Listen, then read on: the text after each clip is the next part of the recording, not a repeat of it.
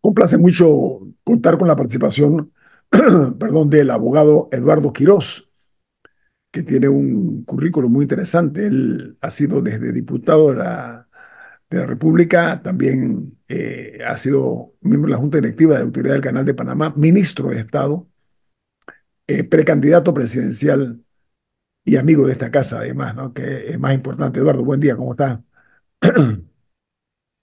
Adelante, Eduardo, ¿cómo está? Muy honrado, la verdad es que siempre es un placer participar aquí. Muchas gracias, Eduardo. Hablemos de todo un poco. Usted es un hombre multilateral, multidimensional, perdón, en cuanto a los temas. Fue presidente del grupo GESE, que edita los diarios La Estrella de Panamá y El Siglo. Eduardo, se está anunciando un plan de inversión en el canal de Panamá de un total de 8.500 millones de dólares. Perdón, perdón, amigo, que sí, hablaba que Eduardo Quiroz no se salió de la señal.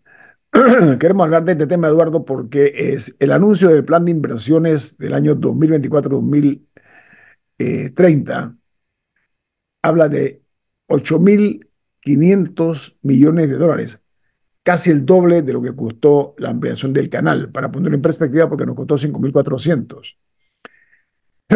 Esta nota periodística habla de lo siguiente, que van a ser 3.500 millones en infraestructura y equipos y 2.500 millones de dólares en proyectos hídricos.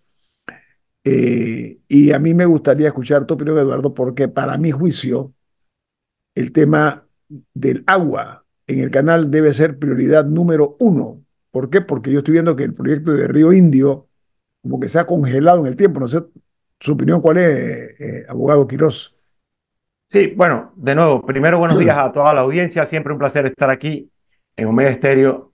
La verdad es que el tema del agua, y aquí hay siempre que decir agua para consumo humano, agua potable y agua para el normal funcionamiento o mejor funcionamiento del Canal de Panamá, en ese orden de prioridades, por supuesto. Pero el tema del agua es un tema fundamental para el país. Y en el caso del canal, lo que yo vería desde afuera, cuestión que me ha venido preocupando consistentemente, es que no ha habido el adecuado compás, la adecuada coordinación con el órgano ejecutivo, particularmente en este último quinquenio, para darle al país la tranquilidad de que se está haciendo previsor. ¿Por qué digo previsor? Porque las decisiones en el Canal de Panamá no pueden ser decisiones apresuradas. Son decisiones que toman tiempo, son decisiones que se estudian, son decisiones que requieren no solamente planificación, sino que requieren el procesar toda la información, toda la data. Y en este caso, el Ejecutivo ha ido como arrastrando los pies consistentemente, tan así que las propias autoridades administrativas del canal han señalado que están a la espera de la posición final del órgano ejecutivo con respecto al proyecto de Río Indio. Por otro lado, pareciera que esta administración va simplemente a pasar la pelota a la próxima. Por otro lado está el proyecto de ley que se ha presentado ante el órgano legislativo para la definición de la cuenca hidrográfica o la redefinición de la cuenca hidrográfica. Este tema también está como empantanado. Aquí ya no solo responsabilidad del Ejecutivo, sino también responsabilidad del Legislativo. Entonces, habiendo un tema tan prioritario como el tema del agua, el silencio del órgano ejecutivo es ensordecedor. A ver, Ahora, evidentemente, la autoridad del Canal de Panamá ha presentado estas inversiones que parecen, digamos, realmente enormes, como bien señalabas, bastante más, muy ambicioso, bastante más que lo que costó la ampliación del canal que inició en el año 2006 y terminó en el año 2016, para que tengamos proporción de tiempos. La ampliación del canal, que ahora ha permitido que el canal se mantenga eficiente y no tienda a ser obsoleto, es una inversión que tomó cerca de 10 años. Entonces, Acá se está hablando de una inversión que tomaría cerca de 6 años. Ujú. A mí me parece que se requiere claridad por parte de las autoridades en el lado del órgano ejecutivo de respaldo y de seguimiento a la autoridad del Canal de Panamá en este proceso. Eduardo, usted fue miembro de la Junta Directiva de la Autoridad del Canal. El agua debe ser el buque insignia del Canal de Panamá, a mi juicio, pero también somos testigos de que tiene que ver mucho con la cúpula decisoria. La cúpula decisoria son los que toman las decisiones en este país. Y a mí me preocupa el tema de Río Indio, con lo que estamos viviendo, las experiencias malas y cómo en una forma nefasta se ha ido proyectando el Canal de Panamá hacia afuera, que es donde están nuestros clientes, que es donde está nuestro prestigio, que es donde los gobiernos han puesto todos los huevos en esa canasta, hay que decirlo también. Entonces, ¿por qué no tomar decisiones si ya el problema está ahí? O sea, se dice, se ha dicho casi que hasta la saciedad o a la suciedad que la solución del agua está en Río Indio. ¿Por qué se le ha dado tanta larga y estamos perdiendo tiempo? Y ese tiempo conspira contra nosotros, Eduardo. Bueno, yo creo que es evidentemente un tema de falta de interés político por Pero no tiene que parte la de... política no tiene nada que ver con el canal. Discúlpame, Eduardo, la política no No, no, tiene no, nada que ver. no. No, pero sí hay un Me tema refiero a político que es la política. negociación con las residentes. Y eso es un tema político, o sea, que se necesita alguien que vaya a negociar con ellos. Y bueno, don Guillermo, no, me refiero a política con P mayúscula.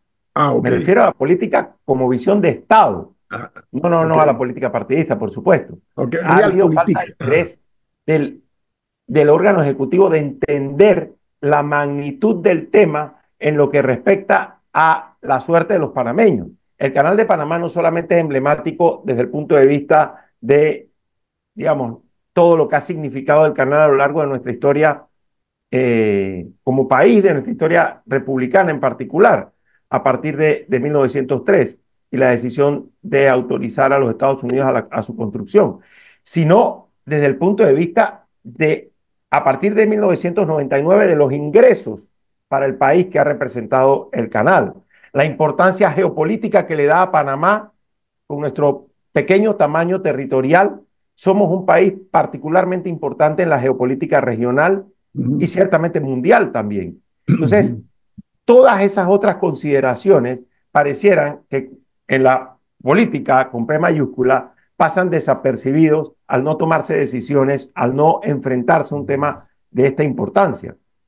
Repito, Sí. recientemente he escuchado, tan recientemente como ayer o hoy, he escuchado que el gobierno está haciendo una serie de planteamientos con respecto a la ampliación del canal seco. O sea, ¿hay realmente una adecuada coordinación con la autoridad del Canal de Panamá por parte del Ejecutivo en estas decisiones, con las inversiones multimillonarias que se están planteando en ese otro proyecto? Cuando, repito, el agua siempre tendrá que ser tomada en cuenta en sus dos vertientes fundamentales.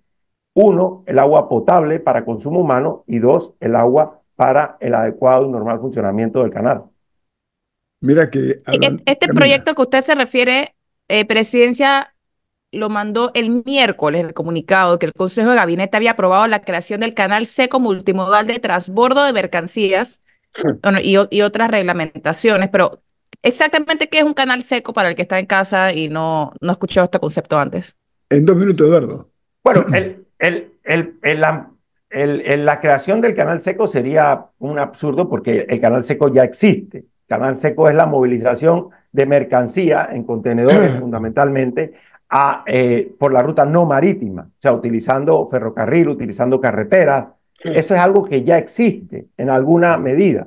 Podría aumentarse, por supuesto que podría aumentarse, pero lo que yo estoy planteando es si esto realmente es parte de una visión integral como país, si este anuncio con esos bombos y platillos que se ha hecho, que ahora estamos empezando a tener información, es una decisión realmente de país, bien coordinada, con nuestro principal fuente de movilización de mercancía, que es el Canal de Panamá, o si es un anuncio meramente electoral o electorero, porque estamos en medio de una campaña presidencial. Pero mira, Eduardo, hay anuncios que a veces aturden. lastiman la inteligencia de la gente. Los hechos reales son los siguientes. Hay una crisis en el canal de Panamá que tiene que la crisis hídrica, la falta de agua suficiente en el canal. Ahí están los hechos. La crisis del agua, aquí del agua que nosotros, los seres humanos, consumimos. O sea, es una crisis de grandes proporciones. Vamos a ampliar eso al regreso con el ex miembro de la Junta Directiva del Canal de Panamá, abogado, presidente del grupo, expresidente del grupo GESE, que edita los diarios La Estrella de Panamá y El Siglo, además exdiputado de la República, también fue aspirante a la precandidatura presidencial y exministro de Estado Eduardo Quirós. Viene más, esto es En Perspectiva, un programa para la gente inteligente como usted. Eduardo Quirós, a ver, el tema del canal, el agua que bebemos y el agua que hace de que el canal funcione con el servicio que prestamos al mundo, pero también para beneficio. Somos pro mundo y beneficio, pero tenemos que pensar en el beneficio de nosotros también, los panameños, ¿no? Yo creo que aquí hay que alejarse del tono abstracto de ver temas puntuales. La crisis del agua del canal de Panamá es una realidad. Ahora nos salen con un canal seco. Ok, como bien dice Eduardo, eso existe en Panamá, eso no es nada nuevo. Aquí faltó visión, hubo un problema de miopía cuando no se trabajó un ferrocarril, okay, de trenes que se movilizaran entre la capital y el resto del país. Tenemos un tren nada más que va entre Panamá y Colón. ¿Por qué no se hizo en su momento la creación de un tren que nos conectara con el resto? No estoy hablando de un metro, un tren, como hacen las ciudades de Europa, las ciudades de los Estados Unidos de América.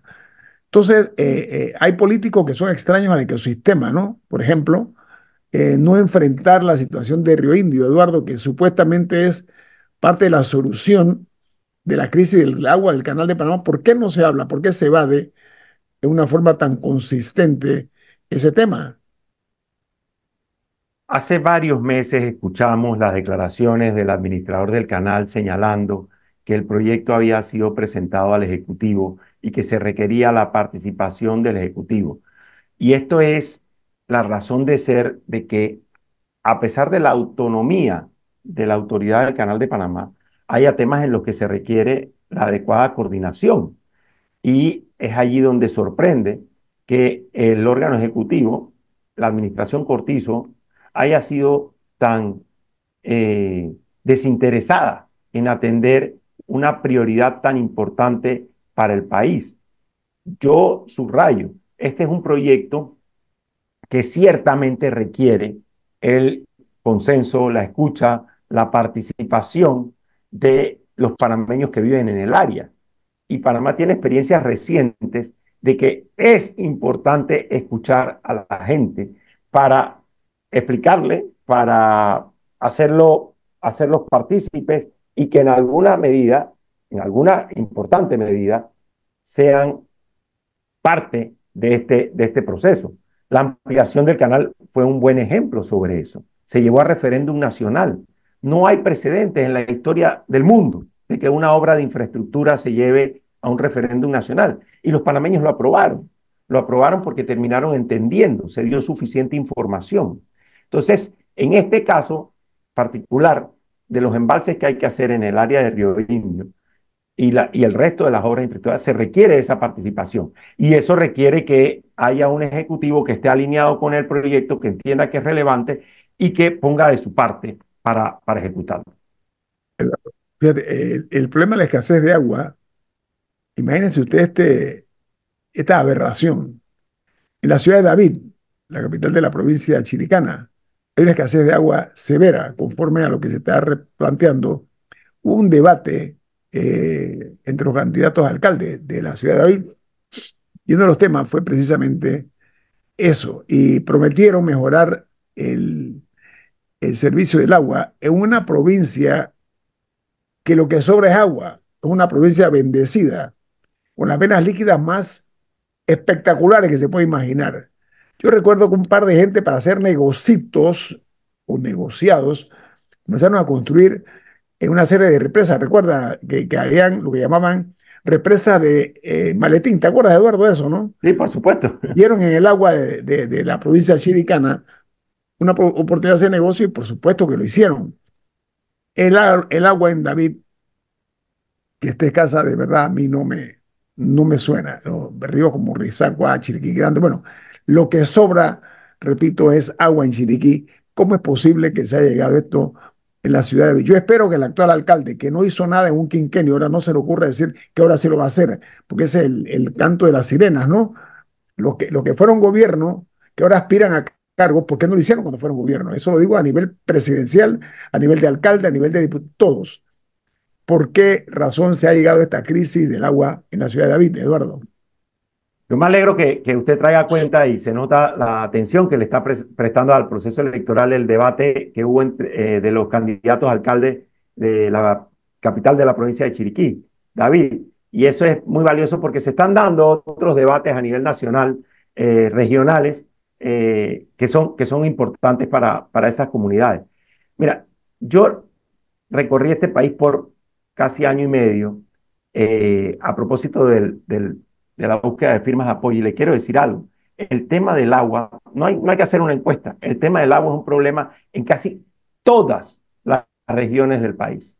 Cuando Panamá se vanagloriaba de decir que nuestra riqueza hídrica, éramos el país con más ríos, que el agua que tomábamos era potable, la del La Irán, mejor hoy en agua, día ¿te acuerdas? también has Decíamos visto que era cómo la ha mejor agua, Eduardo, ¿te crecido, acuerdas? la mejor agua del mundo. Sí, tenemos Ahora hemos fama. visto cómo ha crecido la venta de agua embotellada. Entonces, evidentemente es un tema fundamental. A mí me parece también que está un poco ausente o no suficientemente presente en el proceso electoral, en las propuestas de las candidaturas presidenciales.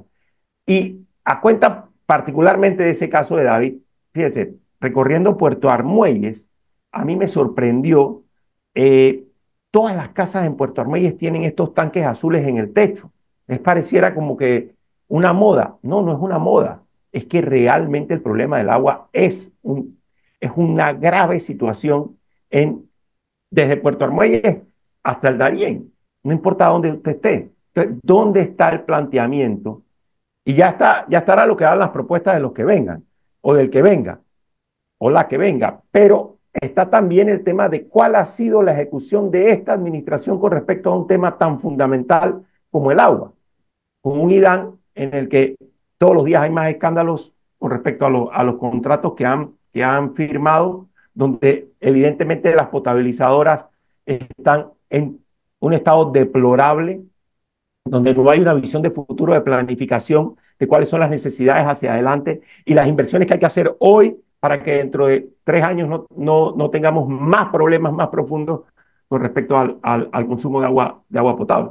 Camila. Es que creo que la población percibe una falta de urgencia. O sea, la idea de que haya gente que no tenga agua todos los días o que no tenga agua 20 horas al día debería sentirse como una emergencia nacional, debería sentirse como Prioridad. una crisis. Pero aquí se trata de que, ay, bueno, así ha sido siempre, o bueno, ni modo, así es. O sea, no, yo no siento una verdadera urgencia nacional al respecto. Mira, Mira, por no esas, solamente es un tema de urgencia nacional, es un tema humano, es un tema, yo he contado aquí en otras Pero no se ocasiones la experiencia. percibe. No se percibe, pues, sobre todo por las autoridades. Yo pero mira, le el compartí el caso de descrédito, la señora con la que yo estaba conversando y escuchó el grito de llegó y me dejó con la palabra en la boca porque llegó el agua. Había que ir a resolver ese tema. Recuerdo también el caso de reciente también que escuché de una señora que decía yo duermo al lado de la pluma de agua. Ella deja la pluma abierta y duerme al lado escuchando cuando empieza a salir para poder coger agua en la madrugada. O sea, son realidades humanas terribles y pareciera evidentemente que no hay una priorización como un tema fundamental para el país, para la vida de los panameños y evidentemente también para nuestras capacidades competitivas. Repito, en segunda prioridad, el Canal de Panamá, el sector turismo. ¿Cómo desarrollas un sector turismo de verdad si no hay agua potable en todas partes? Y por ahí todo lo demás. pero mira, por esas veleidades del destino, hay que tomar en cuenta cómo se ha ido desprestigiando algunas instituciones del Estado. El descrédito es parte de su actuar, Eduardo. Hay que reconocerlo. Y no hay soluciones si no está la política de por medio. Pero hablemos de política, Eduardo.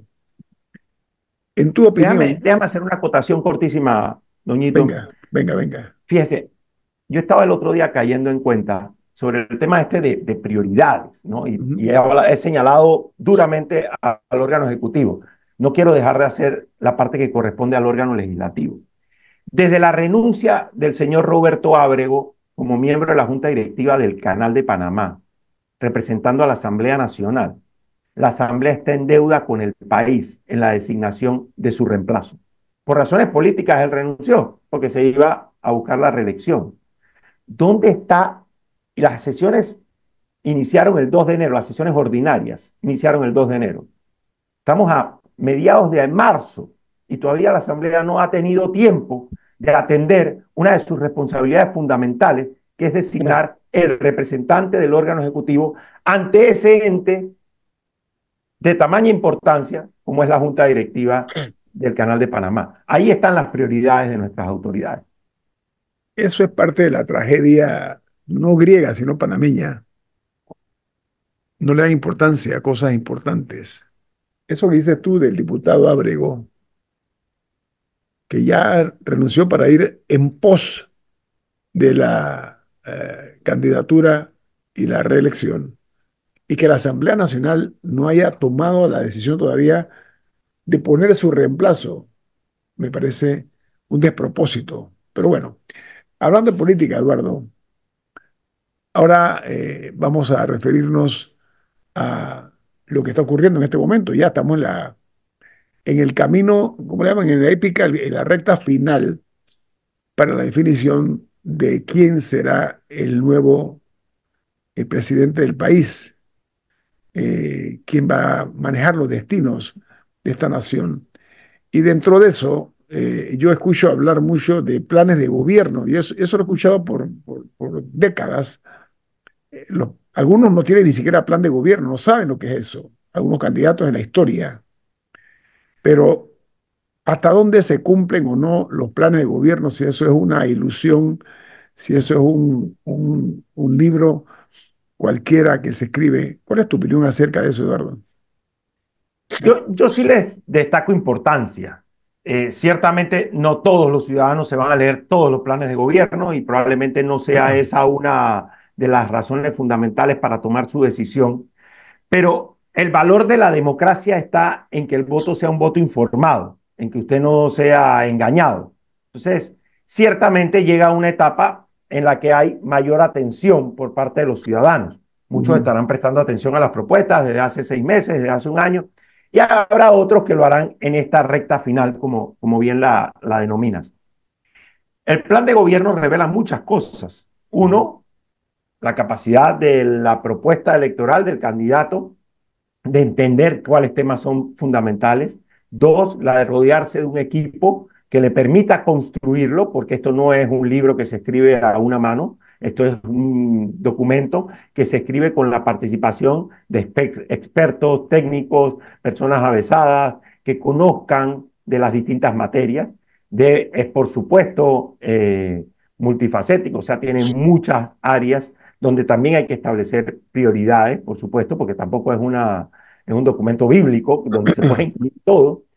Yo sí le doy importancia y sobre todo en el tema de las prioridades. O sea, para mí, por ejemplo, poder observar qué prioridad tiene este tema del que hablábamos, el tema del agua, qué prioridad tiene el tema institucional, las necesidades de revisión institucional que tiene nuestro país para poder resolver todos los otros problemas que tenemos. Por ejemplo, la comprensión de nuestras debilidades sociales, o sea, nuestro problema de pobreza, de desigualdad, de cómo hemos ido dejando atrás a una parte importante de nuestra población. El tema de los servicios básicos serían áreas en las que evidentemente poder hacer una comparación de los propuestas o planes de gobierno sería muy, muy interesante para los ciudadanos. Más corte comercial. Esto es En Perspectiva, un programa para la gente inteligente como usted. Aquí hay acontecimientos y hay pseudo acontecimientos, esa es una. Pero hay un caso que ha simbrado la vida pública y es en el aspecto electoral lo ocurrido con el partido RM. Ya sabemos que en alguna forma se ha desteñido un poco la democracia de nuestro país por ciertos escándalos y situaciones muy de dudosa procedencia y de más dudosa finalidad. Lo que se llaman las malas artes han salido a relucir en Panamá. Eduardo Quirós, a ver, el tema de la candidatura de José Raúl Mulino, desde su perspectiva, esta ambigüedad de algunas personas en cuanto a resolver esa situación, de su perspectiva como, no como abogado nada más, sino también como político, ¿qué opinión le merece? Sí, yo creo que no hay nada peor para la democracia que la incertidumbre. Ujú. Eso como un primer criterio general, ¿no? O sea, lo peor que puede pasar es que estemos en medio de un proceso electoral, como he dicho ya, a menos de 2 meses de las elecciones y que todavía haya este pensamiento de que una de las candidaturas que pareciera que finalmente queda en firme podría ser eliminada. Eso, pues, es la incertidumbre toda que no le sirve a nuestra democracia. Ahora, yo no quiero dejar de decir que todo este proceso de designación de la candidatura del partido RM ha sido desastroso y ha sido muy deplorable para la democracia también. Porque, repito, los partidos políticos son instituciones fundamentales de la democracia. O sea, están allí para sostener la democracia. Entonces, cuando usted ve que se utiliza la política para tratar de resolver un problema judicial, por ejemplo, tratar de acogerse a fueros para que no sea investigado, o sabiendo que va a ser condenado, tratar de obtener una candidatura para evitar la condena, es realmente manosear la democracia. Y eso es lo que hemos venido viendo allí. La Ajá. postulación del señor Ricardo Martinelli desde un inicio se sabía que concluiría con una decisión judicial que estaba pendiente. Entonces no es política, es la decisión judicial que estaba pendiente. En los tiempos del órgano judicial, nadie más crítico a la administración de justicia que yo, nadie más crítico a que la administración de justicia está en deuda con este país, pero esa es la realidad que teníamos. Luego la postulación de la señora de Martinelli como vicepresidenta a contracorriente de lo que establece la Constitución, que terminan bajándola para hacer una nueva postulación. Y ahora la postulación del propio José Raúl Mulino. En mi opinión, lo repito, es lo peor que le puede pasar a la democracia. No creo que en los tribunales se deben de resolver los problemas electorales. Esta elección ya está planteada. El Tribunal Electoral ha dicho qué candidaturas están en firmes y esa debe ser la papeleta que vaya a las elecciones, por respeto al soberano, por respeto al que decide, a la voluntad popular, o sea, al pueblo. Eduardo, sí, yo creo que para salud de la democracia hay que definir esto pronto. Hay que definirlo de una vez y por todas para cerrar ese capítulo. Y hablando de capítulos, cuando estamos hablando del agua, no había visto aquí, tengo una opinión muy importante del amigo Guillermo Saimalo Eleta. Él dice que Panamá no tiene problemas de agua ni aquí ni en David. Panamá tiene un problema de la administración, de la abundancia de agua. ¿Qué le parece, don Eduardo? Muy preciso, muy preciso. Ciertamente hay temas como el cambio climático, la sostenibilidad, el hacernos neutrales en carbono. O sea, evidentemente digamos, necesidades de administración, pero sí, nuestra riqueza hídrica está ahí. Ahora, el que no tiene agua, cuando abre la pluma, pues evidentemente dirá, no estoy de acuerdo con que no tenemos problemas de agua, pero el planteamiento es perfectamente válido, lo comparto plenamente. Eduardo, volvemos a la política. Hay encuestas en marcha, ¿ok? Hay varias encuestas, hay unas muy serias, otras más o menos. ¿Podrá una encuesta torcer el rumbo de la elección, en tu opinión, Eduardo? Mira, esa es una conversación interesantísima. ¿Cómo se decide el voto?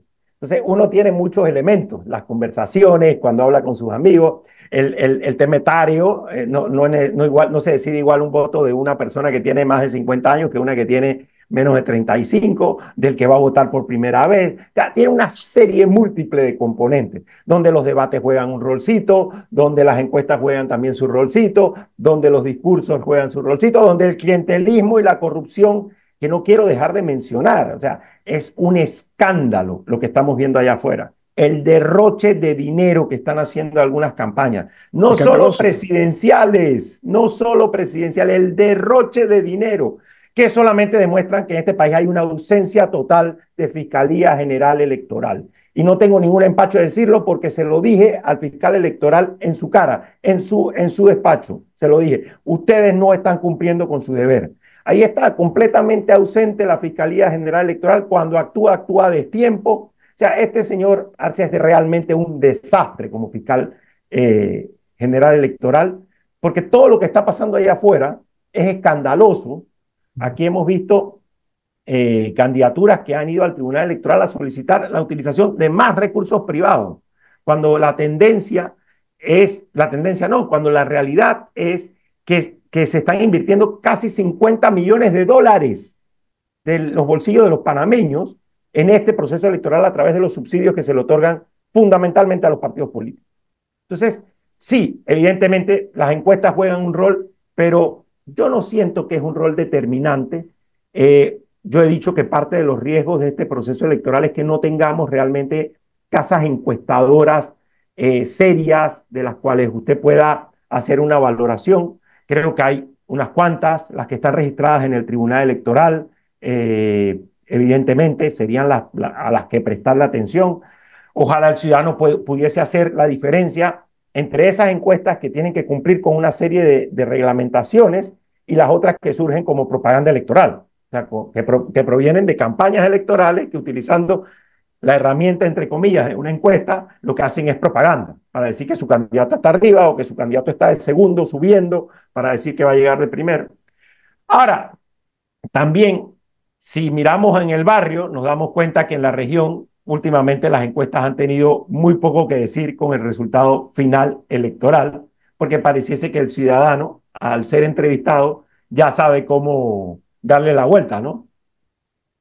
A mí me comentaron que en unas elecciones anteriores que hubo actos de intimidación hacia los servidores públicos, hacia los funcionarios, que tenían que votar por el gobierno porque el nuevo gobierno que iba a venir los iba a despedir, etcétera, etcétera, etcétera.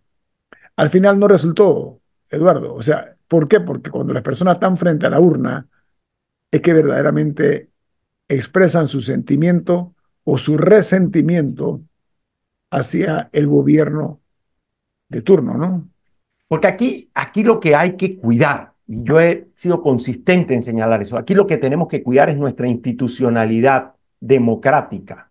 Aquí lo que tenemos que cuidar es que el proceso electoral sea un proceso transparente, eficiente, y por eso soy tan duro al señalar que la Fiscalía General Electoral no está haciendo su trabajo, porque lo que uno ve a simple vista en las calles, con las inversiones y la regaladera que están haciendo de dinero a algunas campañas, evidentemente burla la neutralidad del proceso. Entonces, en eso tenemos que ser muy duros, en que aquí ya aquella patria de que el que escruta elige ya no existe más, eso lo pasamos, de que aquí el que más dinero tiene no necesariamente es el que gana, de que aquí el que pueda truquear una elección, de que aquí las estructuras partidarias son definitorias de la elección. No, no, no, lo que define la elección es el voto de los ciudadanos. Pueden tener mucha estructura y al final del día hay candidaturas que no tienen esa estructura y terminan teniendo una votación alta e importante. ¿Por qué? Porque el ciudadano es el que decide. Tenemos que darle la certeza al ciudadano de que ese voto es un voto secreto, que va a ser bien escrutado y que los resultados son transparentes. Y el ciudadano tiene solo una oportunidad cada 5 años de castigar o de premiar a un gobierno y a una clase política. Eduardo Quiroz, un placer tenerlo aquí en este programa En Perspectiva. Muchas gracias. Que tenga un buen día. A ustedes, un placer como siempre. Saludos.